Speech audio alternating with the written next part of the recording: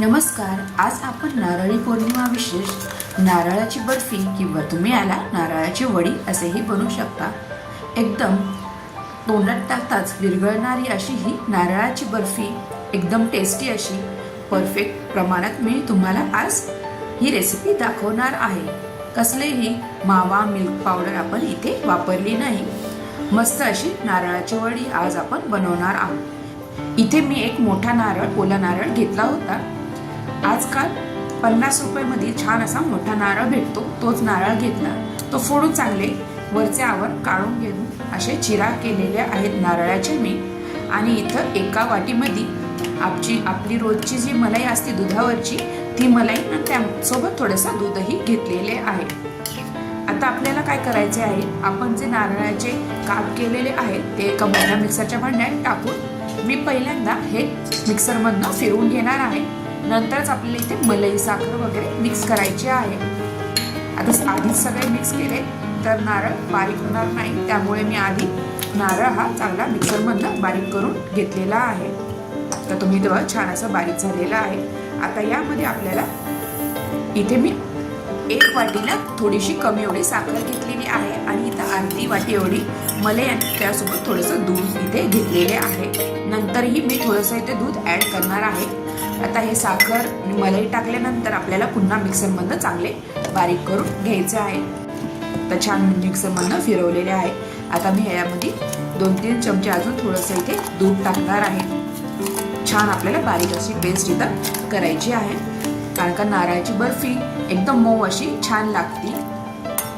तर थोडंसं मी 2-3 चमचे इथे दूध ॲड केलेले आहे आणि पुन्हा चांगले इथे फिरवून घेणार आहे. बारीक अशी आपल्याला नारळाची पेस्ट घ्यायची आहे. एकदम बारीक नाही, तर छानपैकी ते बारीक आपलं नारळ झालेलं आहे. नारळाचं बाहेरचं आपण आवरण काढून घेतलेलं आहे, त्यामुळे पांढरी शुभ्र आपली इथे बर्फी होती. आता एका भांड्यामध्ये आपल्याला हे सगळं मिश्रण काढून घ्यायचे आहे. आता हे नारळाचे मिश्रण एका भांड्यात काढून घेतल्यानंतर आपल्याला गॅसवर एक कढई ठेवायची आहे. मी इथं नॉनस्टिकची कढई घेतलेली आहे. तुम्ही इथे कोणत्याही जाडबुडाची कढई घ्या. जाडबुडाची कढई असली की खाली जे आपण नारळाचं चव भरतणार आहोत ते खाली लागणार नाही. आता मी इथे 2 चमचे एवढे साजूक तूप टाकलेले आहे आणि जे आपण मिक्सरमधनं बारीक केलेले नारळाचे मिश्रण आहे त्यामध्ये टाकून द्यायचे आहे. व इथे मी गॅसची फ्लेम आता तर सध्या मोठीच ठेवलेली आहे. नंतर आपल्याला बारीक फ्लेमवर हे छान असं परतून घ्यायचं आहे. आता सध्या गॅसची फ्लेम मोठ्या ह्याच्यावरच मी चांगले मिक्स करत राहायचे आहे. चांगलं मिक्स करत राहायचंय, नाही तर खाली लागलं की कलरही आपला काळपट होतो. इथं आपल्याला पांढऱ्या शुभ्र अशी नारळाची बर्फी बनवायची आहे. आता बघा तुम्ही, छान असं घट्टसर असं नारळाचं आपले मिश्रण झालेले आहे व कलरही इथे चेंज झालेला आहे. तर आपल्याला अजून असंच परतत राहायचे आहे. आता वडीसाठी हे मिश्रण परफेक्ट आहे की नाही हे बघण्यासाठी आपल्याला इथे एक ट्रिक वापरायची आहे. आता आपलं मिश्रण इथे रेडी झालेलं आहे की नाही, त्यासाठी इथे 1 चमचा आपल्याला उभं करून बघायचं आहे. जर चमचा खाली पडला की समजा आपले मिश्रण अजून व्हायचे आहे बर्फीसाठी. आता मी असेच परतून घेतलेले आहे. आता इथं 10 ते 15 मिनिटं झालेले आहे. चांगलं असं मिश्रण परतून घेतलेलं आहे व घट्टही इथे झालेले आहे. आता इथे चमचे टाकून मी बघणार आहे. इथे जर चमचा खाली पडला तर आपले मिश्रण अजून परतायला लागेल. जर नाही पडलं तर आपले हे मिश्रण परफेक्ट झालेले आहे. आता इथे चमचा पडत नाहीये. आपण जसं पुरणपोळीला करतो पातळ आहे करायचं, तसंच आपल्याला इथे बघायचे आहे. तर छान आपल्या इथे घट्ट असे मिश्रण झालेले आहे. तुम्ही अशा पद्धतीने पण हातात एक गोळा घेऊन जर चिटकत नसेल तर आपले हे नारळाच्या वडीसाठी मिश्रण परफेक्ट आहे असं समजू शकता. तर बघा, हाताला अजिबात चिटकत नाही हे मिश्रण माझ्या, म्हणजे आपलं हे वडीसाठी मिश्रण रेडी झालेले आहे. आता तिथं ते मिश्रण गार होत आहे तोपर्यंत मी इथं एक मिठाईचा माझ्याकडे बॉक्स होता. त्या बॉक्सला मी बटर पेपर लावलेला आहे व त्या बटर पेपरवरून थोडंसं तूप मी वरतून लावलेलं आहे, जेणेकरून जे आपले मिश्रण आहे ते चिटकू नये म्हणून. आणि इथे मी 2-3 काही केसर असं दुधात 1 चमचा दुधात भिजवून ठेवलेले आहे. हे ऑप्शनल आहे, तुम्हाला जर केसर टाकायचे असेल टाकू शकता, नाही टाकले तरी चालेल. मी एका थोड्याशा नारळाच्या मिश्रणमध्ये हे केसर मिक्स करणार आहे. आता जे आपण मिश्रण बनवले होते कढईतले ते मी एका प्लेटीमध्ये काढून घेणार आहे. आणि थोडेसे आपल्याला नॉर्मल होऊन द्यायचं आहे. गरम गरमच मी टाकणार नाही आहे ते मिश्रण. जर तुमच्याकडे मिठाईचा बॉक्स नसेल तर तुम्ही एका ताटलीमध्येही हे पसरून वड्या पाडू शकता, नारळाच्या वड्या. जर बटर पेपरही नसेल तर खाली ताटलीला तूप लावून तुम्ही ह्या वड्या थापू शकता. आता मी एका साईडला हे थोडंसं नारळाचं मिश्रण बाजूला केले आहे व हे केसराचे जे आहेत ना दाणे ते मी यामध्ये टाकून चांगले मिक्स करून घेणार आहे.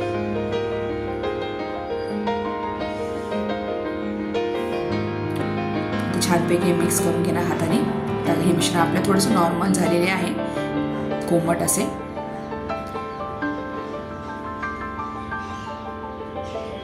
तर चमच्याच्या साहाय्याने चांगलं मिक्स करून घ्यायचे आहे आपल्याला.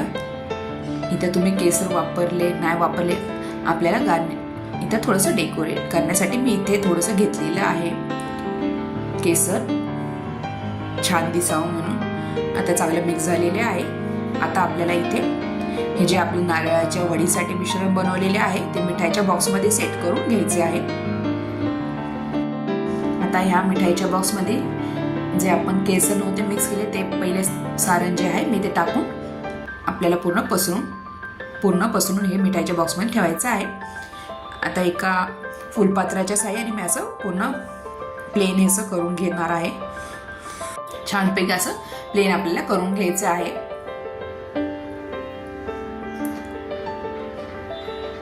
आता जो दुसरं आपण केसर टाकलेले होते ते सारण ते इथं वरतून टाकणार आहे. आता अशा प्रकारे जे आपण पूर्ण जे सारण बनवले होते नारळाच्या वडीसाठी ते मी इथे पूर्ण सेट करून घेणार आहे या मिठाईच्या बॉक्समध्ये. तर हाताच्या साहाय्यानेच मी असं थोडंसं करून घेणार आहे. नंतर फुलपात्राच्या साहाय्याने किंवा वाटीच्या साहाय्याने तुम्ही हे प्लेन करून घेऊ शकता.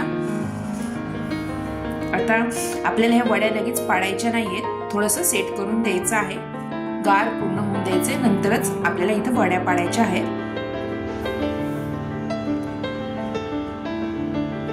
फुलपात्राच्या साहाय्याने पूर्ण प्लेन करून घ्यायचं आहे आपल्याला इथे.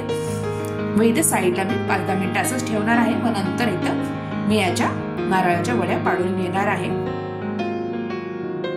आता परफेक्ट आपले हे नारळाची बर्फीसाठी सेट झालेले आहे. तर हे साईडला ठेवून द्यायचं आहे. नंतर 5-10 मिनिटांनी आपल्याला इथे नारळाच्या वड्या पाडायला घ्यायच्या आहेत. छान असं आपले इथे वडीसाठी मिश्रण नारळाचे रेडी झालेले आहे. आता मी 5-10 मिनिटांनंतर या अशा वड्या पाडून घेणार आहे. व नंतर इथे मी वरतून ड्रायफ्रूट काही वरतून डेकोरेट गार्निशिंगसाठी इथे लावलेले आहेत मस्तपैकी. इथे ड्रायफ्रूट बदामाचे काप, दिसायलाही छान दिसतात अशा वड्या. आता हे असाच बॉक्स मी इथे नारळी पौर्णिमा देवासाठी इथे नैवेद्य म्हणून असंच ठेवून देणार आहे. मस्तपैकी आपली इथे नारळाची बर्फी वडी रेडी झालेली आहे. आता पूर्ण हे थंड झाल्यानंतर आपल्याला हे बटर पेपर सकट वरती काढून घ्यायचे आहेत व हे अलगद आपल्याला ह्या वड्या साईडला करून घ्यायच्या आहेत. तर मी पूर्ण चाकूच्या साहाय्याने असे पूर्ण काप सेपरेट करून घेणार आहे व अलगद आपल्याला हे सगळ्या वड्या साईडला करून घ्यायच्या आहेत. अशा प्रकारे एकदम तोंडात टाकताच विरघळणारी आपली इथे नारळाची बर्फी किंवा नारळाची वडी रेडी झालेली आहे. अशा प्रकारे तुम्हाला माझी ही नारळाच्या बर्फीची रेसिपी कशी वाटली नक्की कमेंटद्वारा कळवा व माझ्या चॅनलला लाईक, शेअर आणि सबस्क्राईब करायला विसरू नका. मस्तपैकी नारळी पौर्णिमा विशेष नारळाची बर्फी तुम्हाला कशी वाटली नक्की कमेंटद्वारा कळवा.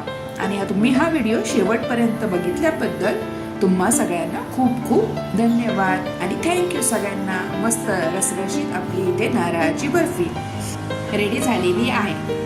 आणि जर तुम्ही माझ्या चॅनलवर नवीन असाल तर प्लीज चॅनलला सबस्क्राईब करा आणि बेल आयकॉनवर क्लिक करा जेणेकरून तुम्हाला माझ्या चॅनलवर नवीन नवीन रेसिपीचे नोटिफिकेशन येत राहील. पुन्हा भेटूया नवीन रेसिपी सोबत. थँक्यू.